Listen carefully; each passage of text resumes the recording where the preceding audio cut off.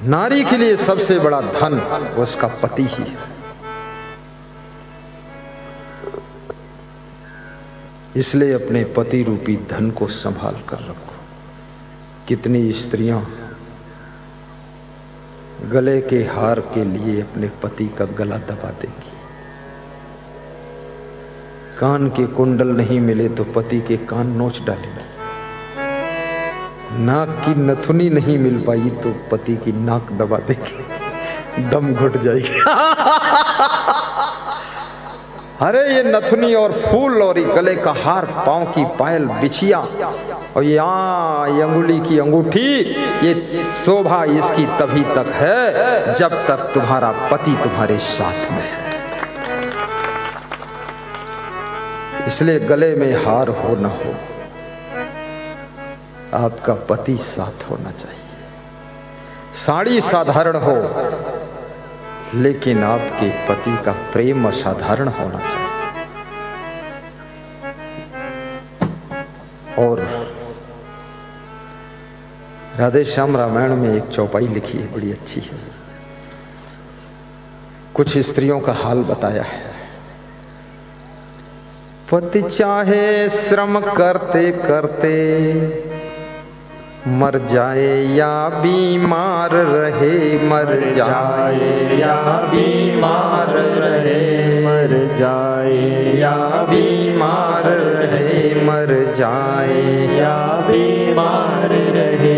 पर नारी यही चाहती है द्वारे पर खड़ा सुनार रहे, पर नारी यही चाहती है द्वारे पर खड़ा सुनार रहे।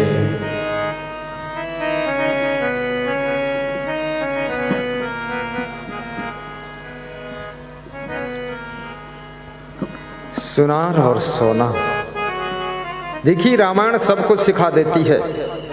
सीता जी सोने के मृग में मोहित होती हैं तो अपने पति भगवान श्री राम से कितनी दूर समुद्र पार लंका पहुंच जाती है। जब नारी अपनी पति की अपेक्षा सोने को ज्यादा सम्मान देने लग जाती है तो याद रखना पति से दूरी होने लग जाती है और सोना के कारण उसका सोना भी हराम हो जाता है। इसलिए सोने के मृग में मोहित होने वाली सीता कितने वर्ष तक राम से अलग रहना पड़ता है। आपका पति ही सोना है, आपकी पत्नी ही सोना चांदी से कम नहीं है। और ये भी याद रखना भक्ति भी एक बहुत बड़ा धन है। भक्ति दौलत है, गुरु भी दौलत है। क्या कहूं कैसी दौलत है गुरु, जो दौलत से नहीं मिल सकता है, जो दुनिया की कोई शक्ति आपको नहीं दे सकती है। शांति और सुख, ज्ञान और संस्कार वो गुरु प्रदान करता है। इसलिए गुरु भी बहुत बड़ी दौलत है।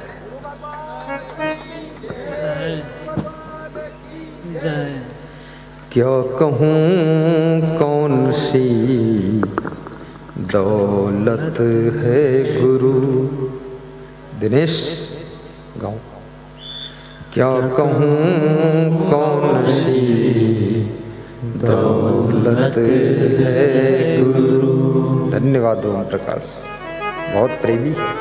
मेरा जीवन मेरी दुनिया मेरी जन्नत है गुरु।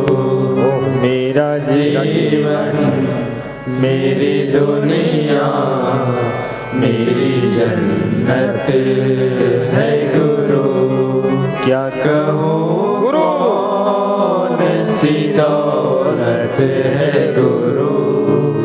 मेरा जीवन मेरी दुनिया मेरी जन्नत है गुरु।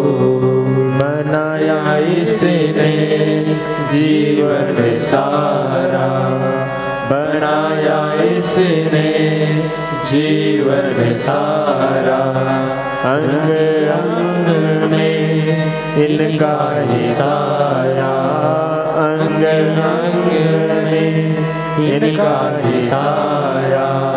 साया ही नहीं काया है मेरी, साया ही नहीं काया है मेरी, उपकार है इनका श्वासों पर मेरी पूजा, मेरी बरकत है गुरु, मेरा जीवन मेरी दुनिया मेरी जन्नत है गुरु। क्या कहूँ कौन सी दौलत है गुरु, मेरा जीवन मेरी दुनिया मेरी जन्नत है गुरु। बोलिए सद्गुरु भगवान की जय। सभी भक्त एक बार जोरदार जयकारे लगाना है हाथ उठाकर। बोलिए सद्गुरु भगवान की जय, संत समाज की जय। गुरु भी दौलत है, आपके माता पिता भी आपकी संपत्ति है। मनुष्य से अधिक कीमती और कोई नहीं है, इसलिए याद रखना।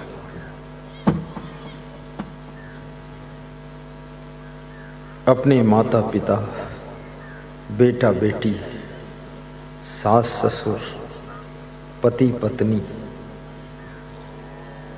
और बहू से अधिक धन को मत समझना, क्योंकि ये कोई ना हो तो धन किस काम का है। आपके घर के बूढ़े भी आपके घर की दौलत है, उनको संभाल कर रखना,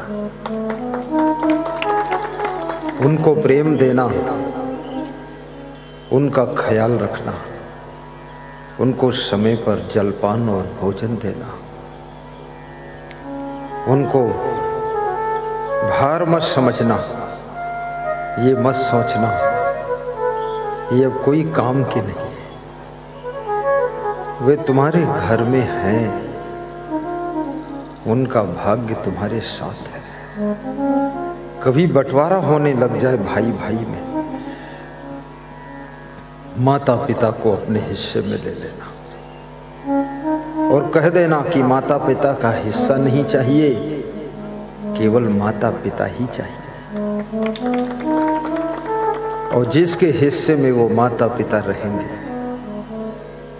वो सबसे ज्यादा सुखी रहेगा, सबसे अधिक उन्नति भी करेगा।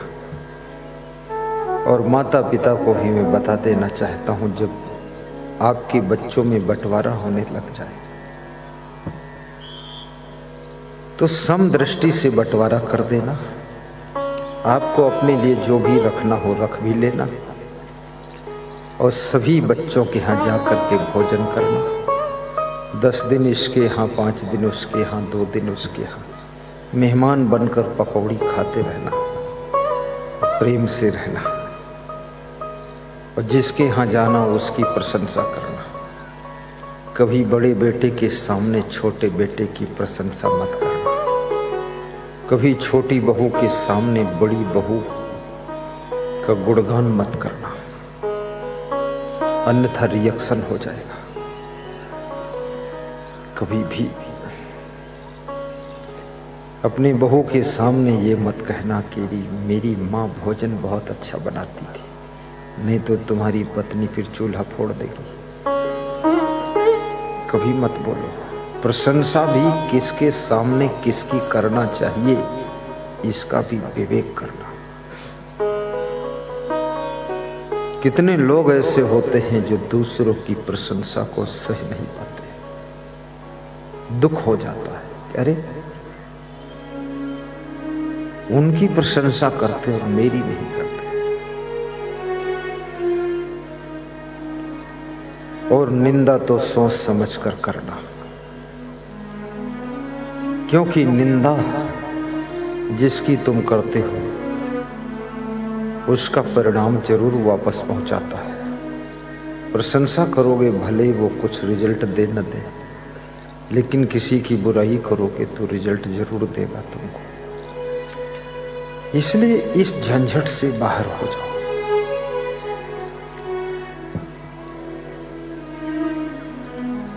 अधिक से अधिक समय निकाल करके प्रवचन सुनो। इसमें जो सुख मिलेगा कहीं नहीं मिलेगा। सत्संग से सुख मिलता है। मिलता है सच्चा सुख केवल, मिलता है सच्चा सुख केवल, गुरुदेव तुम्हारे चरणों में, बस प्रेम मेरा भरपूर रहे, भगवान तुम्हारे चरणों में, मिलता है सच्चा सुख केवल, गुरुदेव तुम्हारे चरणों में, हे राम तुम्हारे चरणों में, कबीर तुम्हारे चरणों में। संसार में दो प्रकार का सुख होता है, सच्चा सुख और झूठा सुख। मांस, मछली, अंडा, नशा, शराब, जुआ, बेड़ी, सिगरेट, गांजा, चरस, तंबाकू, अफीम, इनमें सब में झूठा सुख। थोड़ी देर नशा, उसके बाद दुर्दशा। लेकिन सत्संग में सच्चा सुख मिलता है। मीराबाई के बारे में कहा जाता है, पग घुंघरू बांध मीरा नाची। कौन नाचता है? जिसको मस्ती होती। शोभा यात्रा आ रही थी तो मैं देख रहा था, महेश गौड़ और पटेल साहब अंगुली मंगुली फंसा के नाचते थे। थोड़ा हल्का नृत्य किया है, मस्ती आ गया। तालियां भी तब बजती है जब आपके हृदय की मस्ती प्रफुल्लित होती है। मुस्कान भी तब आती है जब आपके मन में कोई मस्ती होती है। और नृत्य भी तभी होता है जब आपके मन में बहुत मस्ती आती है।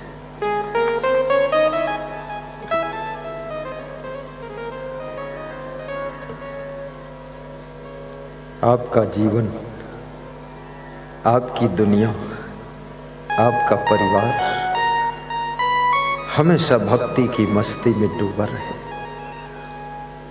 बचपन से भक्ति करना, गुरु मंत्र भी लेना, नाम दान भी लेना।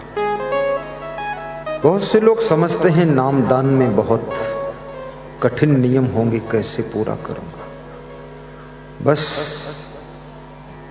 नशा और मीट मछली का त्याग, अंडा मुर्गा का त्याग, ये मुख्य त्याग है। भक्ति का पहला नियम है। दूसरा नियम कंठी माला को पहने रहना है। और तीसरा नियम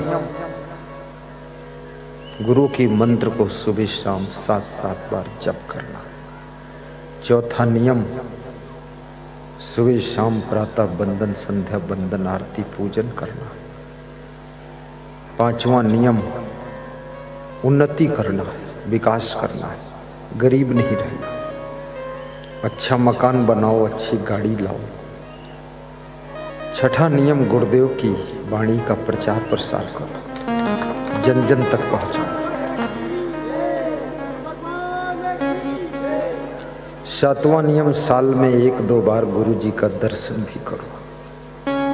यही नियम है, और कौन नियम है? कोई ऐसा नियम थोड़े है कि तुम भोजन मत करो, कपड़ा मत पहनो, ब्रह्मचारी बन जाओ। ये नियम थोड़े गृहस्थों के लिए है। ये तो साधुओं का मंत्र अलग होता है, गृहस्थों का मंत्र अलग होता है। एक पत्नी व्रत का पालन करो, एक पति व्रत का पालन करो, स्वर्ग जैसी जिंदगी हो जाएगी, राम और सीता बन जाओगे तो। बस यही नियम है, और क्या नियम।